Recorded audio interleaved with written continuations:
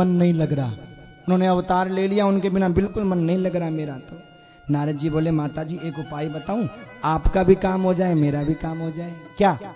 बोले क्यों ना आप ही छोटी गुड़िया बन जाओ। आप इस रूप में तो नहीं जा सकती अभी, लेकिन गुड़िया के रूप में तो जा सकती हो ना। आप गुड़िया बन जाओ और मैं आपको वहां भगवान तक पहुंचा दूंगा। लक्ष्मी जी बोली हाँ ये तो अच्छा उपाय है। और लक्ष्मी माता छोटी सी गुड़िया बन गई, 4 हाथ। नारद जी ने कहा माता जी 4 हाथ गायब करो। क्यों? बोले नहीं तो कौशल्या माता और आपको देवी समझ के भगवान के आरे में बिठा देगी। 2 हाथ गायब कर दिए। 2 हाथ वाली गुड़िया लेकर के नारद जी थैले में डाल करके लाए। माँ कौशल्या बोली लाला बहुत रोता है। नारद जी बोले अब नहीं रोएगा। क्यों? मैं कुछ लाया हूं। गुड़िया निकाली। अरे कितनों ने गुड़िया दी, लाला चुप नहीं हुआ। बोले ये गुड़िया नहीं है तो ये जादू की पुड़िया है। अरे ऐसा क्या जादू है इसमें? बोले देखो क्या जादू है। लाला के पास में उस गुड़िया को सुलाया। लाला रोना बंद नहीं किया। नारद जी भगवान के कान के पास अपना मुंह लेकर के गए। बोले लाला मत रोना। बोले क्यों? बोले लाला मत रोना क्योंकि दुल्हन मिली खिलौना। ये जो खिलौना तुम्हारी बहू को ही लेके आया हूं, और बहू के सामने रोया थोड़ी जाता है। आदमी की पत्नी साथ में और आदमी के चोट भी लग जाए तो रोएगा नहीं, शक्ति साथ में है ना। देखना कभी कोई आदमी मोटरसाइकिल से जा रहा है, गिर पड़े, हाथ में चोट लग गई, खून बह रहा है, टूट गया, पत्नी कहती है जी लगी क्या? ना ना की को नहीं है, लग गया तो आदमी कहीं लागती रहे, खून बह रही है, दर्द हो रही है, भयंकर दर्द हो रही है, आदमी की यही लागती रहे की को नहीं वाकर राम थारा खून है ना की को नहीं यही और यही की को नहीं।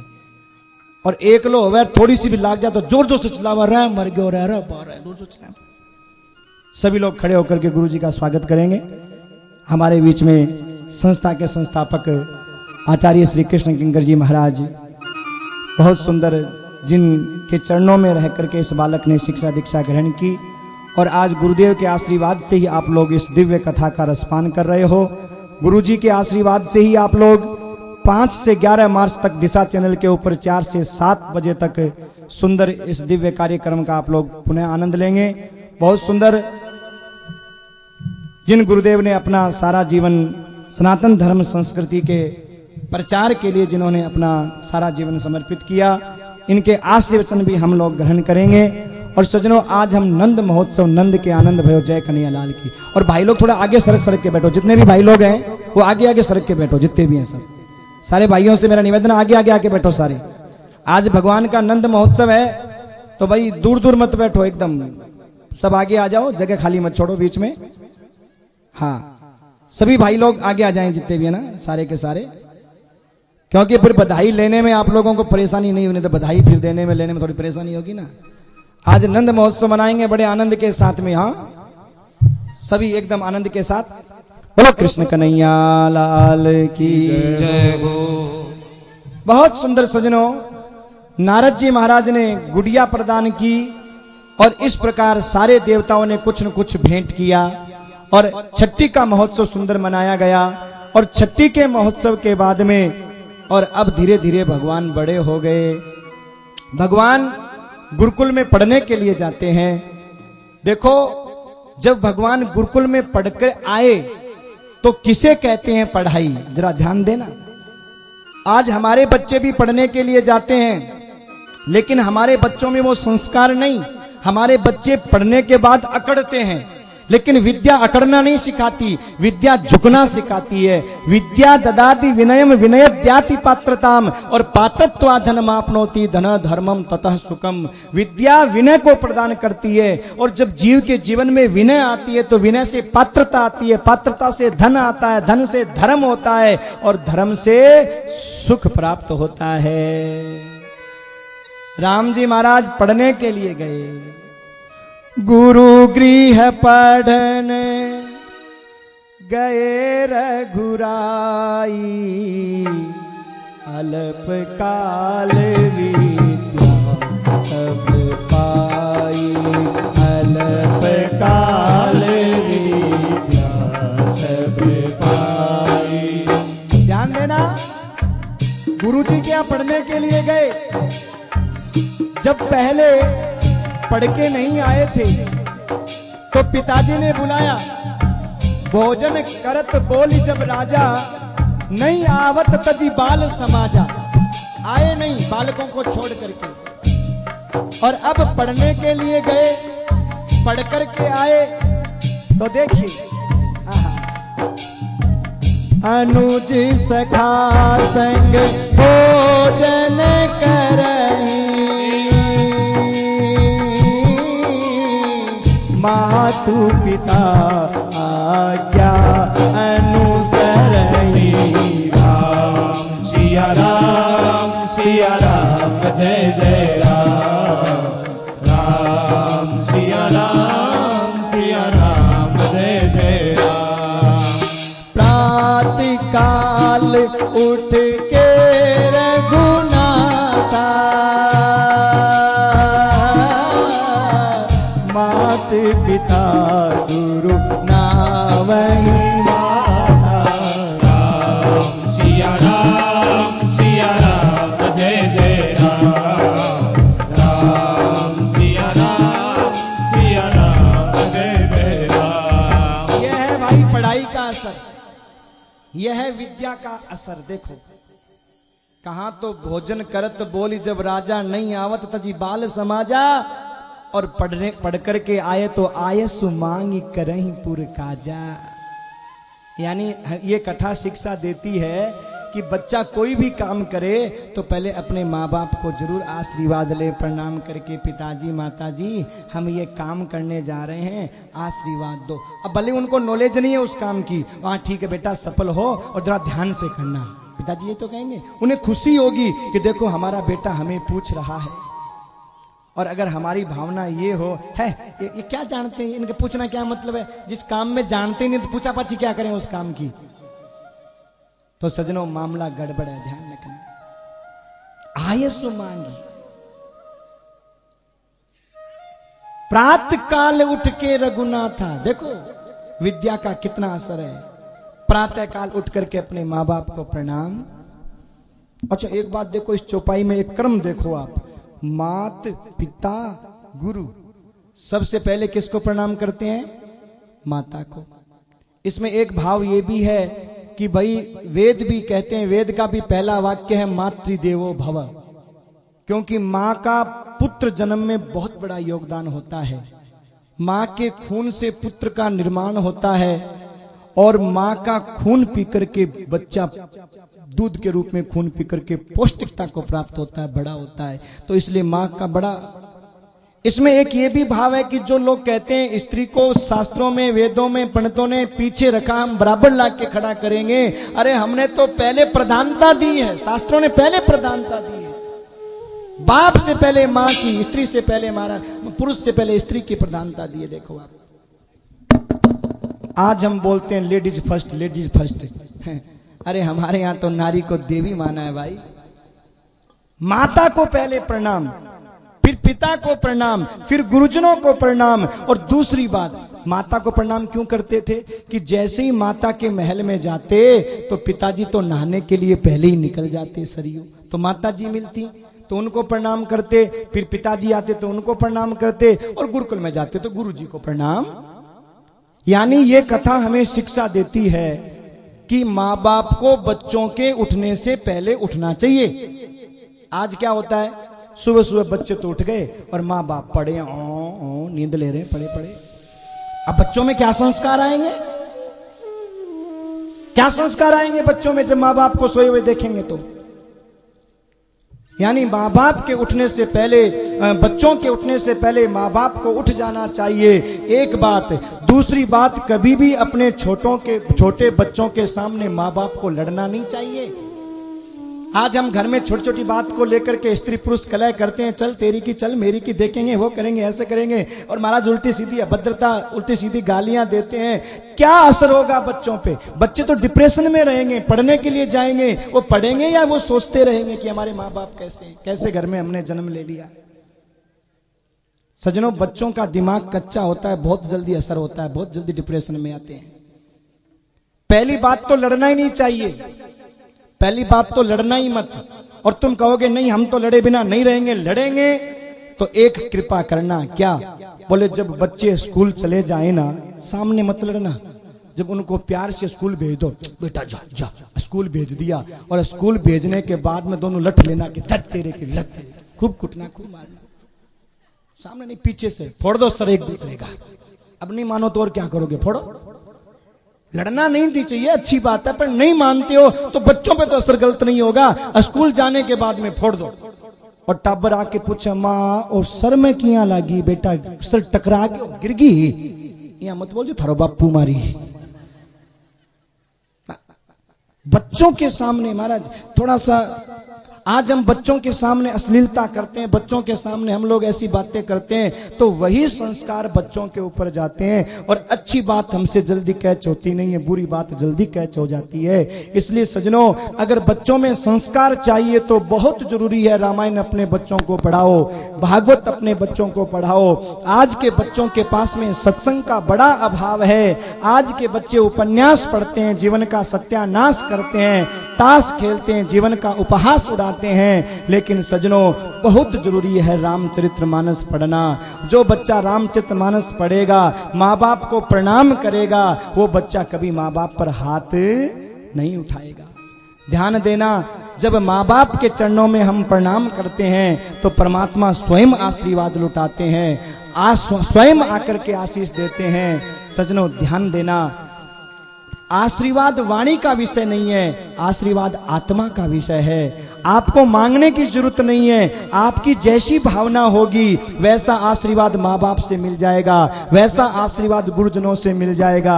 यही भागवत का सार है, यही शास्त्रों का सार है, यही संतों का सार है, यही संतों की वाणी है कि अपने माँ बाप को प्रणाम जरूर करो। आप कहोगे कैसे करें सासू ससुरों को प्रणाम, वो तो ससुरे गाली देते रहते हैं, सासू गाली देती रहती है। अरे भाई, तुम्हारी भावना अच्छी है तो माँ बाप की गाल और घी की नाड़ बन जाएगी। और जो हमसे ज्यादा विरोध भी रखते हैं उनको तो पहले प्रणाम करो। जैसे ध्रुव जी जब तपस्या करने के लिए जाने लगे तो माँ सुनीति ने क्या कहा, बेटा मेरे को प्रणाम कर या मत कर, लेकिन उस सोतेली माँ को प्रणाम जरूर करना। तो जो हमसे सोतेला व्यवहार रखे, हमसे कोई मान लो हमको बुरा माने, उसको तो पहले प्रणाम करो, उसको तो पहले नमन करो, क्योंकि उसके मुंह से निकल गया जा तेरा काम हो, तो मान लो काम हो जाएगा। जो हमसे दुश्मनी रखता है उसके मुंह से आशीर्वाद निकलता है तो लग जाता है, और बुरी बात निकलती है तो नहीं लगती। और हमसे जो प्रेम रखता है उसका भला हुआ कहा तो नहीं होता, लेकिन बुरा कहा हुआ हो जाता है। बहुत सुंदर राम जी महाराज धीरे धीरे बड़े हुए, और इसके बाद में विश्वामित्र महात्मा आए, और विश्वामित्र महात्मा लेकर के गए। ताड़का सुबाहु आदि का भगवान ने वध किया और मारीच को पार फेंक दिया। उसके बाद में यज्ञ की रक्षा की, और धनुष यज्ञ में भगवान पधारते हैं। धनुष यज्ञ के बीच में अहिल्या का उद्धार करते हैं। गौतम नारी श्राप बस उपल देय धरि धीर, और चरण कमल रज चाहती कृपा करऊं रघुबीर। धूमधाम से फिर भगवान का धनुष तोड़ते हैं, भगवान सीता से नाता जोड़ते हैं, विवाह होता है, और विवाह के बाद में अयोध्या में आते हैं, और अयोध्या के अंदर खूब बढ़िया महाराज मुंह दिखाई आदि का कार्य होता है। और उसके बाद में महाराज वो सुख के दिन ज्यादा दिन नहीं रहते, दुख के दिन भी आते हैं। भगवान जंगल में जाते हैं, और जंगल में सीता का हरण होता है और रावण का मरण होता है। देखो भाई, 2 ही अध्यायों में रामचरित्र है, मैंने तो थोड़ा विस्तार कर दिया, इसलिए फटाफट, क्योंकि आज तो नंद के आनंद भयो जय कन्हैया लाल की महोत्सव मनाना है। तो चलिए, राम लौट करके आते हैं, राजा राम बन जाते हैं। और अब हम पहले गुरुजी महाराज की ओर चलते हैं, इनके मुख से आशीर्वचन ग्रहण करते हैं, जो हमारी इस सनातन धर्म एवं श्रीमद् भागवत प्रचार सेवा समिति के संस्थापक हैं। ये संस्था गांव-गांव में, शहर-शहर में वास्तविक भागवत कथा का, जो हमारी सनातन धर्म संस्कृति है, उसका प्रचार करती है। गुरुदेव महाराज की कृपा से ही ये कार्यक्रम हो रहा है, जिसके हमारे मुख्य जजमान हैं हमारे चैन सुख जी बागड़ा, और बहुत सुंदर जो अपनी माता जी की पुण्य स्मृति के अवसर पर यह कार्यक्रम इस संस्था के द्वारा करवा रहे हैं। बहुत सुंदर सजनों, ये संस्था आप सभी लोगों के सहयोग के द्वारा चलती है, और सहयोग के द्वारा इस संस्था से ये सुंदर सुंदर कार्य होते हैं। गुरुजी महाराज जो मुझ जैसे न जाने हजारों लाखों बालकों को सुंदर शिक्षा प्रदान की है, संस्कृत सरकारी संस्कृत कॉलेज के प्रिंसिपल रहे हैं, जिन्होंने अपने जीवन में अपनी कभी अपने ऊपर नहीं लगाया, कभी कोई कोठी महल नहीं बनाया।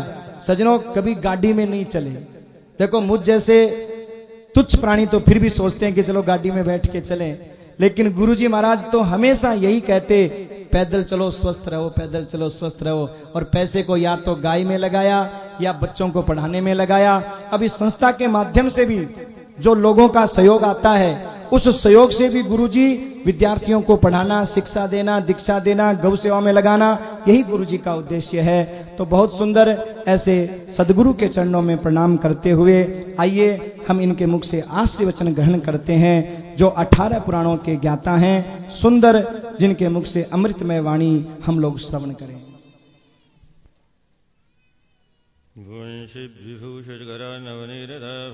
पीताम्बरधरुणबिम्बफलधरुश्चाद् पूर्णेन्दुसुन्दरमुखधरविन्दनेत्राद् कृष्णात् परं किमपि तत्त्वमहं न जाने। अतुलितबलधामं हेमशैलाभदेहं धनुजवनकृशानं ज्ञानिनामग्रगण्यं सकलगुणनिधानं वानराणामधीशं रघुपतिप्रभक्तं वादजातं नमामि। सच्चिदानन्दरूपाय विश्वोत्पत्त्यादिहेतवे तापत्रयविनाशाय श्रीकृष्णाय वयं नुमः। श्रीकृष्णाय वयं नुमः।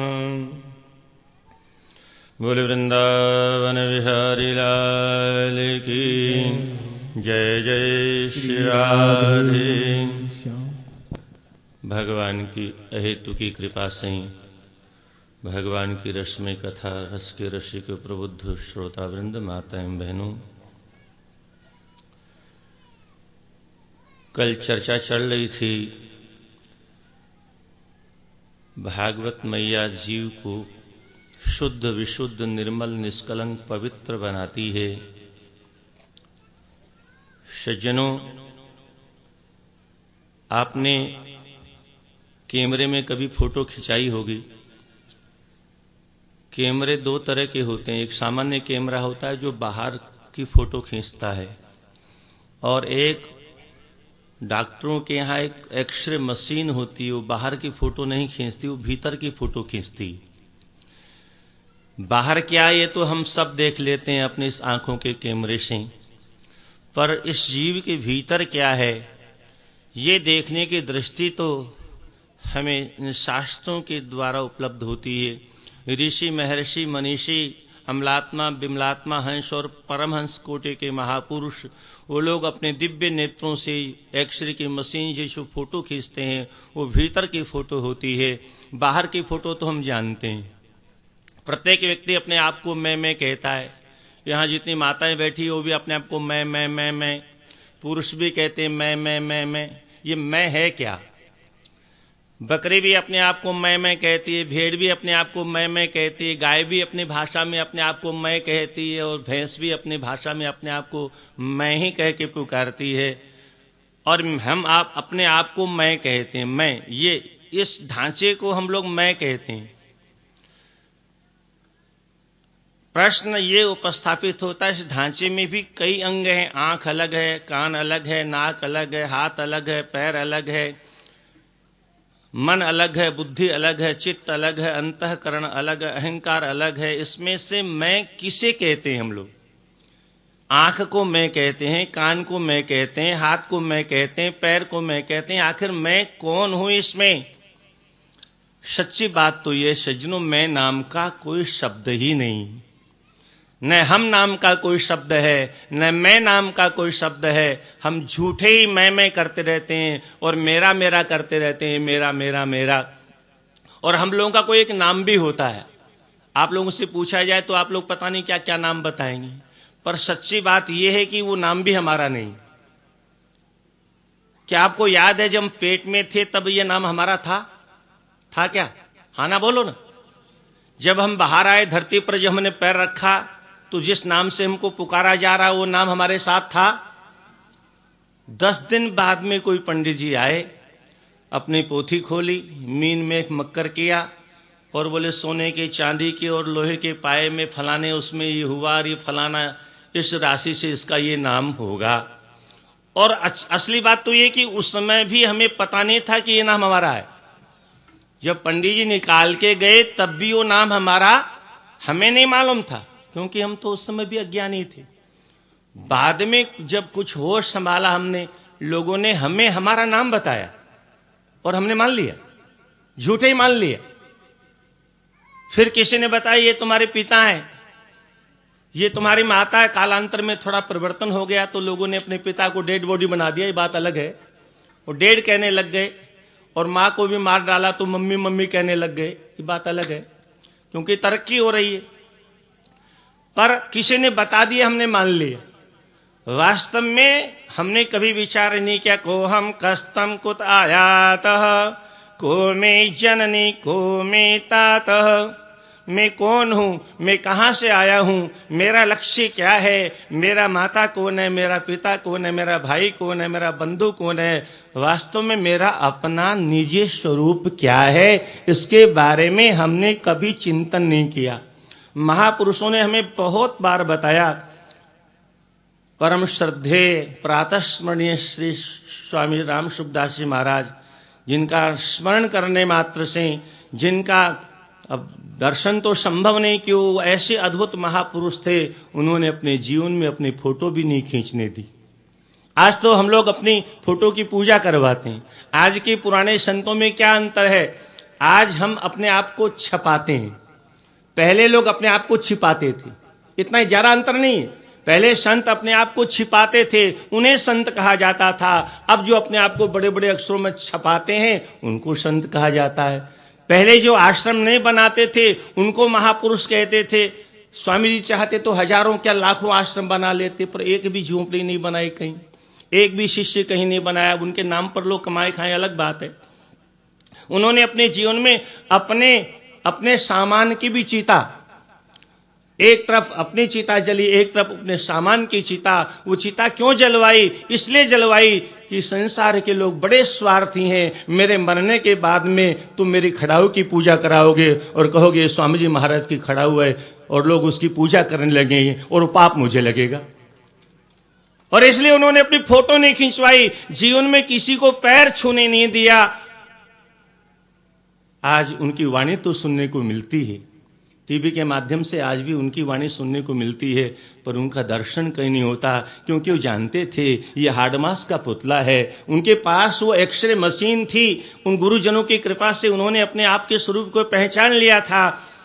क्या है अपना स्वरूप? भागवत में शुकाचार्य भगवान गोकर्ण के मुखारविंद से हमारे भीतर का एक्सरे लेकर के हमारी फोटो खींचते हैं। भागवत में व्यास जी महाराज, देहे स्थिमाशरुधिरेभिमतिं त्यजत्वं जाया सुतादिषु सदा ममतां विमुञ्च पश्यादिशं जगदिदं क्षणभङ्गनिष्ठं वैराग्यरागरसिको भव भक्तिनिष्ठः धर्मं भजस्व सततं त्यज लोकधर्मान् सेवस्व साधु पुरुषान् जहि कामतृष्णाम् अन्यस्य दोष गुण चिंतनमाशु मुक्त्वा सेवा कथारसमोहो नितरां पिबत्वं।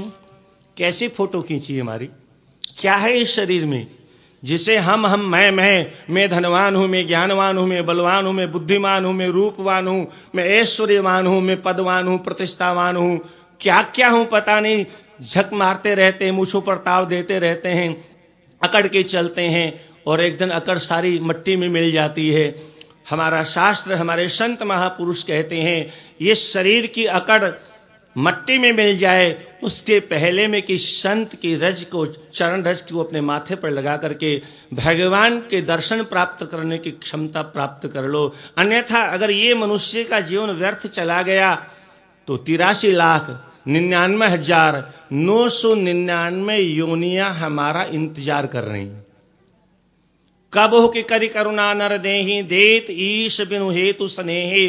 कभी कृपा करके जब जीव तड़फड़ाता है, गाय भैंस भेड़ बकरी कुकर शुकर बन करके बिलबिलाता है, नालियों में छटपटाता रहता, आकुल और व्याकुल और दुखी होता है, तब परमात्मा को, दयालु प्रभु को दया का सागर उमड़ जाता है। और तब कबहू की करी करुणा नर देहि, वो कृपालु मनुष्य के शरीर हमको प्रदान करते हैं। और उसके बाद कहते हैं किस लिए दिया है? साधन धाम मोक्ष कर द्वारा। क्या है ये? बोले साधनों का धाम है। इस मनुष्य के शरीर से जब तब पूजा पाठ साधना आराधना कर सकते हैं। गाय भैंस बकरी को यहां बैठाओ, कथा सुनेगी? वो जब करेगी? संभव नहीं है। एक मनुष्य का ही शरीर सज्जनों ऐसा सुंदर बनाया है, इसको बनाने के बाद में विधाता ने अपना कारखाना ही बंद कर दी। बोले इससे सर्वोत्कृष्ट कृति बन ही नहीं सकती, इसलिए मनुष्य का शरीर बनाने के बाद में अपने कारखाने को बंद कर दिया। बोले बस जो बनाना था बन चुका है, इससे आगे कुछ बनने वाला नहीं। ऐसा अद्भुत मनुष्य का शरीर हमें मिला है। कुछ लोग कभी कभी कहा करते हैं महाराज भगवान की कृपा कब होगी हमारे पर? मैं कहा करता हूं सज्जनों, भगवान ने जितनी बड़ी कृपा हमारे ऊपर की है किसी पर नहीं की है। कौन सी कृपा? ये मनुष्य का शरीर परमात्मा ने हमें दिया है, ये उसकी सबसे बड़ी कृपा है। अगर वो परमात्मा हमें गाय भैंस भेड़ बकरी बना देता, हम क्या करते? जिनको बना दिया वो किस कोर्ट में जाकर के रिट दायर करेंगे? कहां करेंगे? क्यों बनाया हमको उसने गाय भैंस भेड़ बकरी क्यों बनाया? कोई किसी कोर्ट में एप्लीकेशन लगाएगा? लगेगी कहीं? संभव नहीं है। इसलिए सबसे बड़ी कृपा ठाकुर की हमारे ऊपर है। उसने हमें मनुष्य बनाया और हमारा स्तर ऊंचा किया। एक बात आपको बता दूं, इस मनुष्य के जीवन में 84 लाख योनियों में एक ही ऐसी योनि है जिसका सर ऊंचा है, बाकी सर का सबका सर झुका हुआ होता है। अगर इस ऊंचे सर को हमने उस ऊंचे परमात्मा तक नहीं पहुंचाया तो फिर झुके हुए सर झुकी योनियों में ही जाना पड़ेगा, सदा झुके ही रहना पड़ेगा। और एक बात आपको और बता दूं, एक मनुष्य ही है जो जन्म तो पशु के रूप में लेता है पर तरक्की करता है, उसका विकास होता है, उसके बुद्धि का, उसके मन का, उसके मस्तिष्क का, उसके विचारों का विकास होता है। ये मनुष्य ही है जो आज संसार में तत्त पदार्थ बना रखे हैं, हवाई जहाज से लेकर के टीवी से लेकर के सारे यंत्र तंत्र जितने भी बने हुए हैं, पर ये सब मनुष्य के द्वारा निर्मित हैं। अर्थात मनुष्य तरक्की करता है। बाकी जितने भी लक्ष्य योनियां हैं, जिस खूंटे पर गाय पैदा होती है उसी खूंटे पर मर जाती है। कोई तरक्की नहीं होती उसके जीवन में। मनुष्य नंगा अवश्य पैदा होता है पर बाद में जीवन में नंगा नहीं रहता है। ये बात अलग है कि अब पैसे वाले भी सिनेमा संस्कृति के माध्यम से नग्नता को बढ़ावा दे रहे हैं और उसी को विकास मान रहे हैं, उसी को सभ्यता मान रहे हैं। नग्नता को ही, अश्लीलता को ही वो तरक्की और विकास के रूप में देख रहे हैं। ये उनका अपना दुर्भाग्य है। अस्तु तो वो मनुष्य का शरीर हमें मिला है। इस शरीर में है क्या? सज्जनों, कोई भी अच्छी वस्तु इस शरीर के अंदर, हमारे महापुरुषों ने जब इसको दिव्य दृष्टि से देखा, एक्सरे मशीन से इसकी फोटो ली, तो इसमें कोई अच्छी वस्तु नहीं मिली। क्या है? बोले त्वक्ष्म श्रृणोम नमकेश पिनद्धमंत मां शास्त्र रक्त कृमिविट कफ पित्तवातम। ये रुक्मिणी जी कह रही हैं। भगवान ने जब कहा अब भी कोई बात नहीं है, किसी अन्य से तुम संबंध स्थापित कर सकती हो, तब रुक्मिणी जी इसी बात को कहते हैं, प्रभु ये त्वक्ष्मश्र रोम नख केश पिनद्धमंतः, ये चमड़ी से ढका हुआ, ये हाड़ मांस का पुतला, इसमें मांस है, मज्जा है, रक्त है, मल है, मूत्र है, विष्ठा है।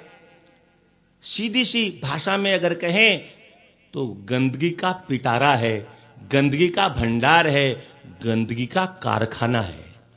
आंख से गंदगी, नाक से गंदगी, कान से गंदगी, मुंह से गंदगी, रोम रोम से गंदगी निकलती है। जिस शरीर पर हमको बड़ा गौरव है, जिस पर हम अपने आप को बड़ा गौरवान्वित महसूस करते हैं, शीशी के सामने घंटों घंटों नहीं हटते हैं, उस शरीर की वास्तविकता क्या है? इतना गंदगी का भंडार है।